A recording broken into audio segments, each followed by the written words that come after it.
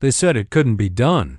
German military strategists had calculated every variable, analyzed every possibility, and concluded with absolute certainty that the Americans would fail. Their supply lines would collapse. Their advance would stall. Victory would be impossible. And for a brief moment in the summer of 1944, it looked like they might be right.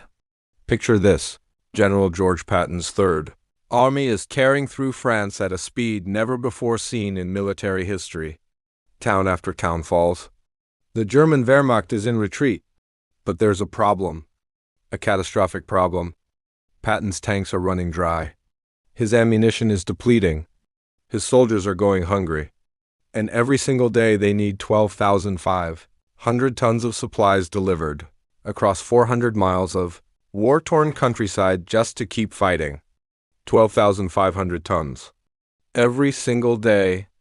The German generals were watching, waiting, laughing. They knew their history. They knew Napoleon's armies had crumbled under the weight of their own success. They knew that modern armies move on their bellies and their fuel tanks. They had done the math. The Americans would need to deliver more supplies, faster and farther than any military force in human history. It was physically impossible. The laws of logistics said so. Physics said so. Common sense said so. But they didn't account for the Red Ball Express. Now, before we go any further, I need you to understand something.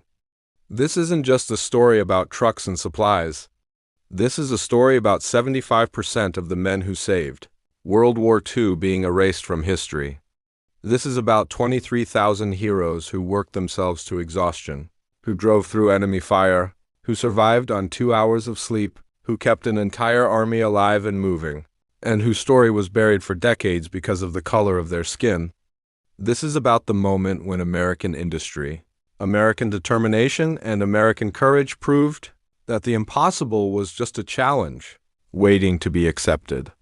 August 25th, 1944, the liberation of Paris has just happened. The world is celebrating. But in a command tent somewhere in France, American logistics officers are staring at maps with growing horror. Patton's advance is outrunning every projection. The original plan assumed Allied forces would still be fighting near the beaches by September. Instead, they're already approaching the German border. The supply chain that was supposed to have months to develop has mere weeks. Ports are destroyed. Railways are bombed. Roads are cratered. And Patton is screaming for supplies, threatening to resign if his army isn't fed and fueled. The brass calls a meeting. Someone suggests slowing Patton down. That person is nearly thrown out of the room. Slowing down means giving the Germans time to regroup, time to reinforce, time to prepare the Siegfried Line. Every day of delay costs Allied lives.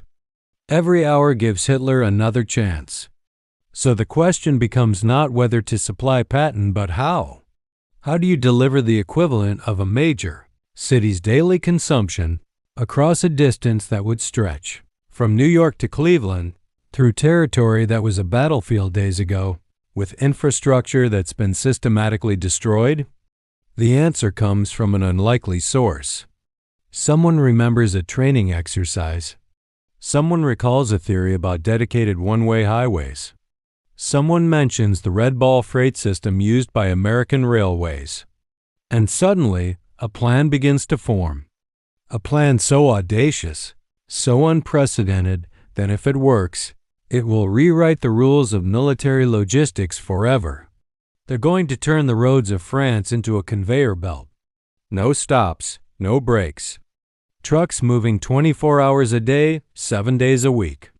One-way traffic only. Dedicated highways marked with red balls painted on signs every mile. 5,958 trucks at first, eventually growing even larger. And the men driving them? They're going to volunteer for the most grueling, most dangerous, most essential job in the entire European theater.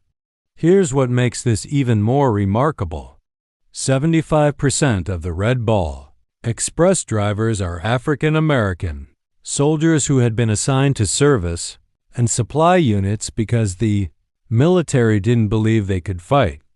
The same army that segregated them, that relegated them to support roles, that denied them combat positions, now needs them to perform a miracle. And these men, these 23,000 drivers, are about to prove what they've known all along. That courage isn't determined by race. That excellence doesn't discriminate. That when America needed heroes, they were ready. The rules of the Red Ball Express are brutal. Drive 60 miles, then rest at a checkpoint while another driver takes your truck. No stops for anything except mechanical failure. No deviation from the route. If you break down, another truck will tow you. If you're too tired to continue, another driver takes over. The highway is yours and yours alone. Civilian traffic is banned. Military traffic is diverted. Everything else stops so that the Red Ball can roll. And roll it does. On August 25th, the first convoy departs. Truck after truck after truck, stretching for miles. Each one loaded to capacity. Each one driven by a man who knows that soldiers are depending on him, that the war might hinge on whether his load gets through. The highways they travel are marked every mile with circular red signs, like blood drops on a map showing the way forward. Red Ball Highway, the most important road in the world. But here's what the planners didn't fully anticipate: the sheer physical toll. Imagine driving a heavily loaded truck with worn brakes and poor suspension on roads pitted with shell craters and debris. Now imagine doing it for 60 miles straight. Now imagine that you've already done it twice today. Now imagine that you got maybe 2 hours of sleep last night because your bunkmate's truck came back late. Now imagine that there are still German holdouts in the countryside, that collaborators might sabotage the road, that you could hit a mine at any moment. The drivers develop techniques.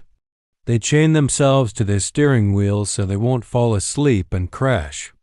They slap each other. They sing. They pour water on their faces.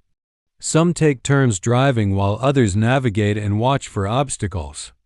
They learn every pothole, every turn, every dangerous section. They memorize the route so they can drive it half asleep, which they often are. And the numbers?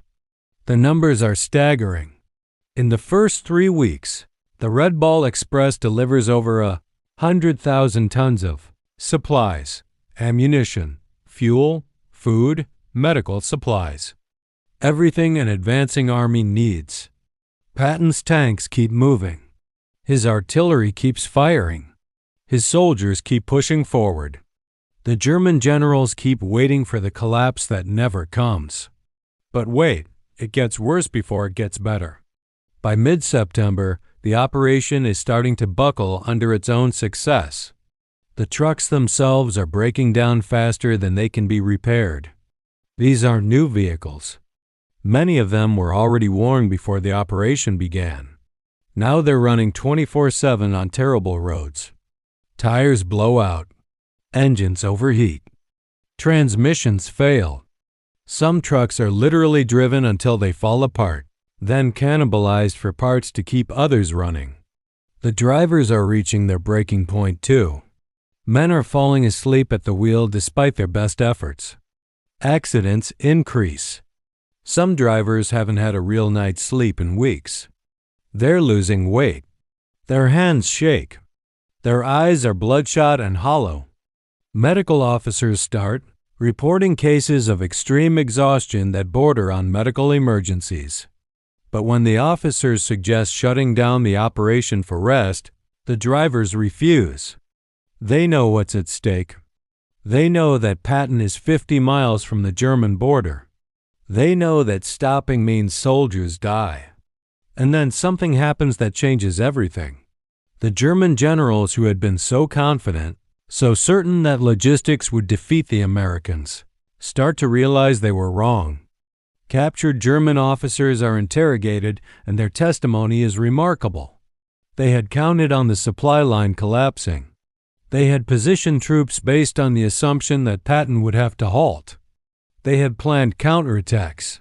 around the idea that American tanks would run out of fuel right about now. But the tanks are still moving. The artillery is still firing. And the German positions that we're supposed to hold are crumbling. One German general, when asked about the speed of Patton's advance, says something that gets recorded in military archives. He says that they couldn't understand it, that by all calculations it was impossible, that they kept waiting for the Americans to stop, to slow down, to give them time. But the Americans never stopped. They never slowed down. And now, as he sits in an Allied prisoner of war camp, he realizes that Germany lost the war not because American soldiers were better fighters, though they were brave, but because American logistics were unstoppable. Think about what that means. Think about 23,000 men, most of them African Americans who weren't allowed to eat at the same restaurants or use the same bathrooms back home, who were considered second-class citizens by their own country, proving to the German Wehrmacht that American resolve was unbreakable. Think about the irony, the tragic, beautiful irony of it. The Red Ball Express operates for 82 days, from August 25th to November 16th, 1944. In that time, they deliver over 400,000 tons of supplies. They drive millions of miles. They keep Patton's Third Army, and eventually other Allied forces, supplied through the most rapid advance in military history. They help liberate France. They push the Germans back to their own borders. They contribute directly to winning the war. And then, when it's over, they're forgotten. Not honored. Not celebrated. Not given parades. The history books focus on Patton, on Eisenhower, on the generals and the battles. The men who made it all possible fade into the background. For decades, the story of the Red Ball Express is barely mentioned. When it is mentioned, the fact that most drivers were African American is often omitted. The courage, the sacrifice, the sheer determination is buried under other narratives. But the truth has a way of surviving. Veterans told their children. Historians dug through archives. Military records couldn't be erased. And slowly the story emerged. The story of how American logistics innovation, powered by the determination of men who had every reason to be bitter but chose to be heroic instead, changed the course of World War II. Today, military logistics. Experts study the Red Ball Express as a masterclass in supply chain management under impossible conditions. The lessons learned influenced everything from the Berlin airlift to modern military operations, the one-way highway system, the dedicated supply route, the emphasis on speed over traditional caution. These concepts revolutionized how armies think about logistics. But beyond the tactical innovations, beyond the impressive numbers, beyond even the historical significance, there's a human story here that matters.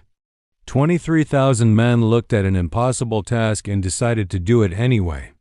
They drove until they couldn't stay awake. They fixed trucks with improvised parts. They navigated through war zones. They survived on terrible food and minimal sleep. They endured casual racism and official segregation. And they did it all because soldiers were counting on them. Because the mission mattered. Because someone had to do the impossible, and they were willing to be those someones. German generals laughed at U.S. logistics until the Red Ball Express proved that American ingenuity, American industry, and American courage could achieve what physics said was impossible. They learned that you don't bet against people who refuse to accept defeat. They learned that the men they had dismissed, the operation they had mocked, the supply line they had counted on failing, was going to drive straight through their predictions and into history. This is the story that should be taught in every school. This is the heroism that should be celebrated. These are the names that should be remembered. Because the Red Ball Express didn't just fuel Patton's Blitz across France. It proved that the real strength of a nation isn't just in its weapons or its warriors, but in the character of ordinary people who do extraordinary things when the world needs them most.